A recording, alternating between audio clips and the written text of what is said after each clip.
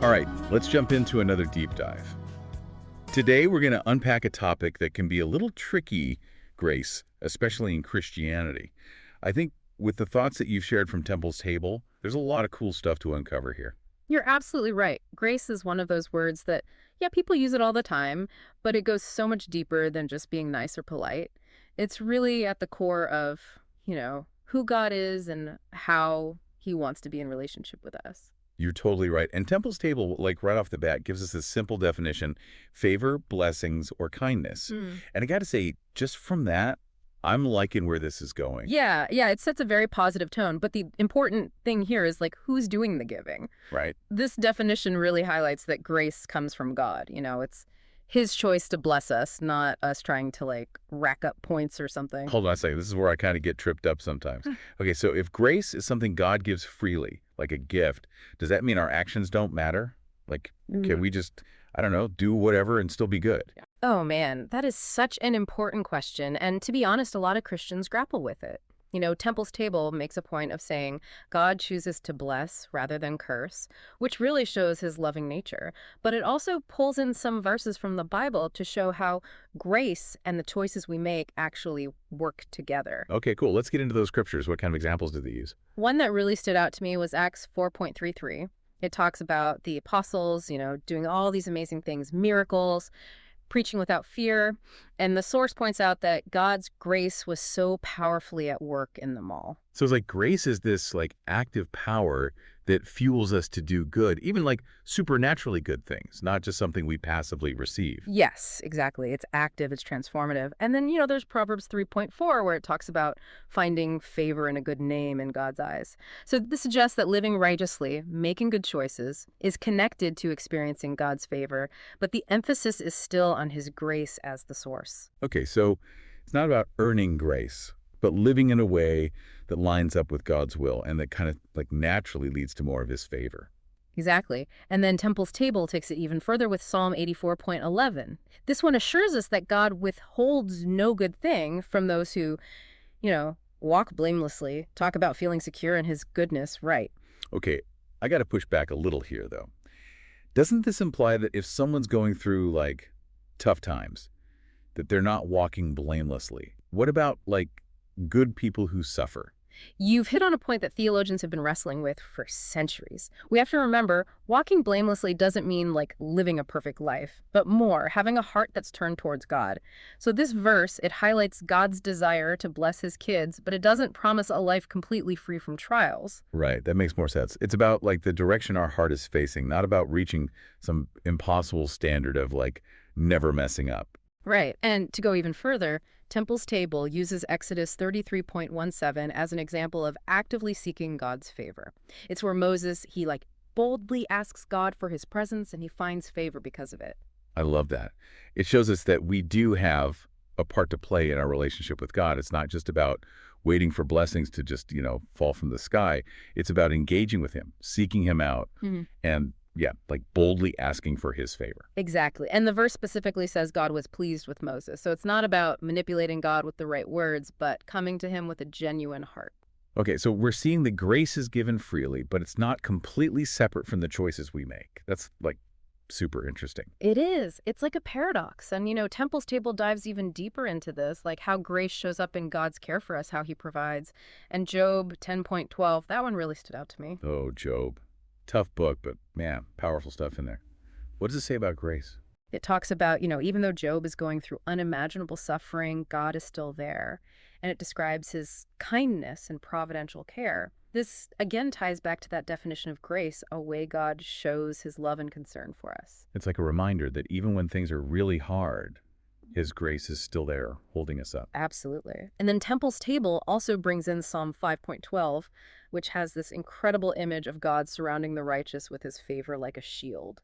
It makes grace feel so real, like a tangible protection around us. Okay, now I love that.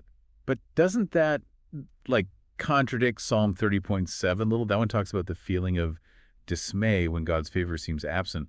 How can both of those be true? That is a great observation. And it gets at the heart of what faith is like, as humans. God's grace never changes. It's always there, but sometimes our experience of it changes. So Psalm 30.7, it acknowledges that sometimes we feel distant from God, like his favor has gone away. So God's grace doesn't actually disappear, but maybe we've done something that's put a wall between us and him. Right. And often that feeling is like a wake-up call to look at our hearts, see if there's something we're doing, some sin that's taken root that's keeping us from him. Like a spiritual checkup, reminding us to get back in line with God and what he wants for us.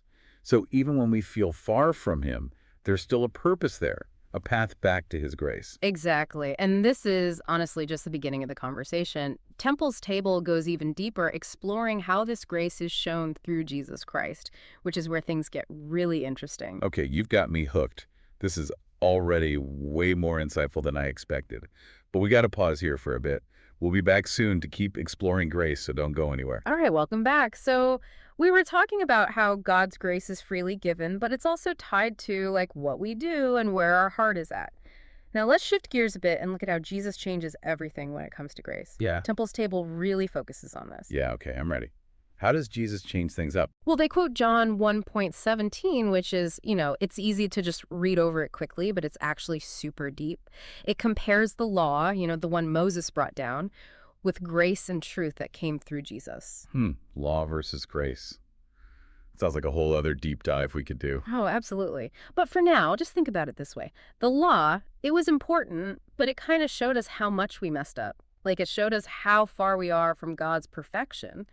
But grace, the way Jesus reveals it, offers something totally new: forgiveness, a way to be made right with God, a relationship with him. It's not about perfectly following the law anymore. So it's not that the law is bad or anything, but Jesus brings like a whole new perspective. Exactly. And Temple's Table uses Ephesians 2:8, which is probably one of the most famous verses about grace in the whole Bible, For it is by grace you have been saved through faith, and this is not from yourselves, it is the gift of God. Oh yeah, that one. So now even salvation is an act of grace, not something we got to be good enough to get. That changes things a lot. It really does. It completely changes how we approach God. Instead of trying so hard to be perfect, he'll love us. It's about accepting the love and forgiveness. He already offers us no strings attached. Wow. That kind of goes back to what we were talking about before, how grace is undeserved. We get it because of who God is, not because of anything we've done. You got it. And Temple's Table doesn't stop there. It even brings up Hebrews 10:4 to explain more about this, like new covenant of grace. This verse talks about how Jesus' sacrifice replaced the old system where they used animal sacrifices. Wait, okay, back up a bit. So in the Old Testament, they were always making sacrifices to like make up for their sins. How does Jesus change that? Well, before, they were constantly trying to fix their mistakes through these rituals and offerings, right? But with Jesus, we have this perfect sacrifice that covers everything, all our sin, past, present, future. It's a totally different way of thinking. Wow, that's intense. It's like through Jesus, we get a clean slate, like a total fresh start, just because of what he did. Exactly. And we're just scratching the surface here. Temple's Table goes even deeper, looking at how grace impacts our lives every day in different ways. Okay, I'm listening. Tell me more. So first off, they point to Titus 3:5, which says that salvation isn't about our good deeds, but about God's mercy. And it uses this amazing phrase. It says, rebirth through the Holy Spirit. So grace isn't just this one thing like, okay, you're good now. It's this ongoing process. We're always changing, always being renewed. Exactly. It's about being like remade by God's grace and given the power to live a life that looks more like his. That's powerful. Okay, but what about forgiveness? Does Temple's Table talk about that at all? I mean, it has to be a big part of grace, right? Absolutely. They bring up Hebrews 8:12, where God promises to forgive their wickedness and will remember their sins no more. That's reassuring, right? Yeah. Knowing that God isn't holding our past mistakes over our heads, that's huge. Takes a weight off, for sure. Right. It means we don't have to dwell on those old messes or beat ourselves up.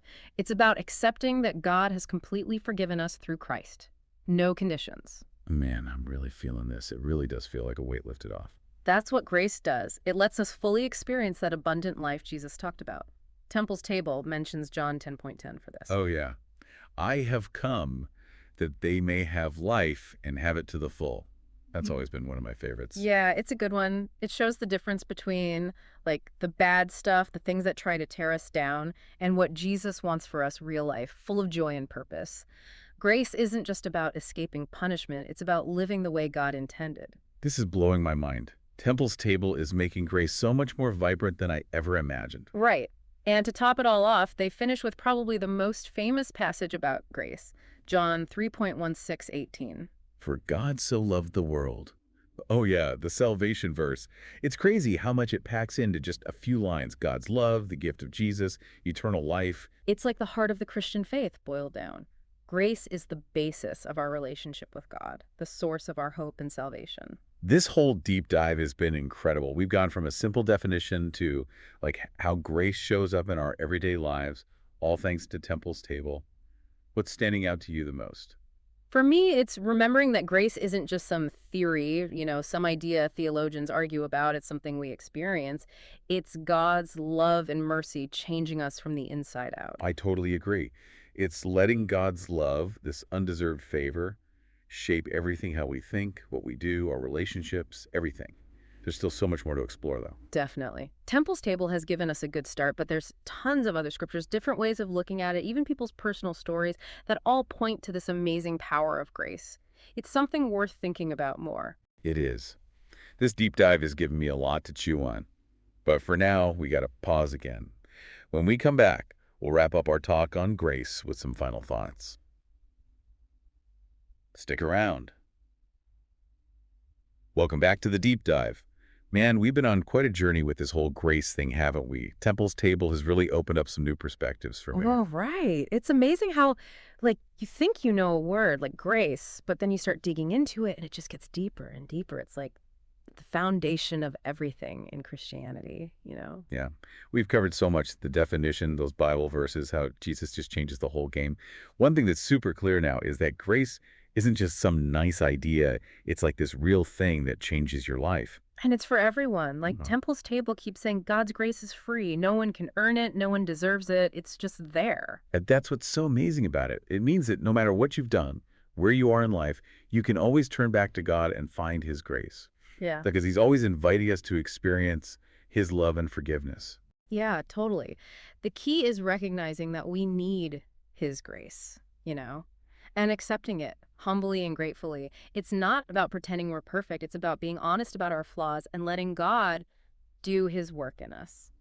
Okay, so for someone listening who's like, all right, this is all great, but what now? hmm What does a life marked by grace actually look like? How do we put all this into practice? That's the big question, isn't it? And I don't think there's just one right answer. But I think the first thing is to just sit with what we've learned, see how these different aspects of grace fit into our own lives, our own beliefs. Right. It's like asking ourselves, how have I seen God's grace in my life? Where do I need it the most right now? How can I show that same grace to other people? Exactly. Those are the questions to ask. And while we're thinking about that, it's important to remember grace isn't passive. It's a force. It's working in us, pushing us to live differently.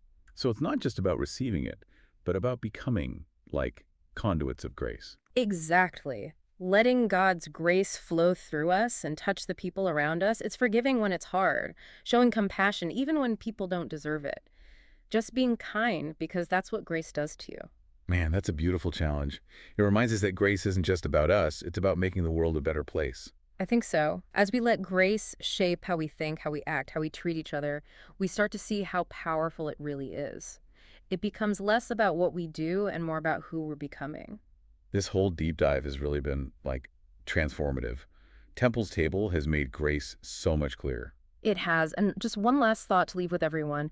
If grace is truly a gift, how can we re-gift it today? How can we be a little bit of God's grace in someone else's life, even in a small way?